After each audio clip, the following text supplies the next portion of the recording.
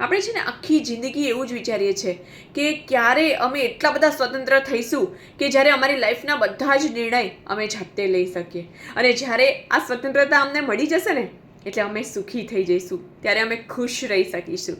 પણ શું કોઈ ગેરંટી છે કે આ બધી સ્વતંત્રતા મેળવ્યા બાદ આપણે ખુશ જ રહી શકીશું?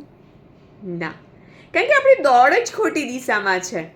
સ્વતંત્રતાનો મતલબ એ નથી કે આપણે ઈચ્છીએ બધું જ આપણી મરજીથી કરવું, પણ સ્વતંત્રતાનો મતલબ એ છે કે ઇમોશનલી ઇન્ડિપેન્ડન્ટ હોવું.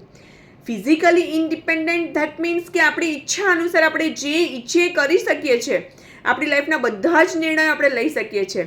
છતાં પણ જો કોઈક વ્યક્તિ આપણા માટે કશું પણ બોલે છે ને આપણને ક્રોધ આવી જાય છે, ધેટ મીન્સ કે હજુ ઇમોશનલી આપણે સ્વતંત્ર થયા નથી, આપણે ઇમોશન્સથી બંધાયેલા છે.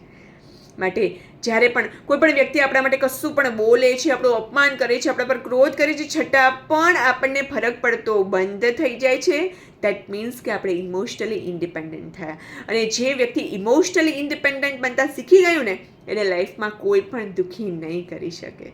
અને એક વસ્તુ હંમેશા યાદ રાખવી કે કોઈકનું પણ અપમાન એ આપણી વેલ્યુ ઘટાડી નથી શકતી, અને કોઈકના પણ પ્રશંસા એ આપણી વેલ્યુને વધારી નથી શકતા. આ વાત જેટલી જલ્દી સમજાય છે ને એટલા જલ્દી આપણે સુખી થઈ શકીશું.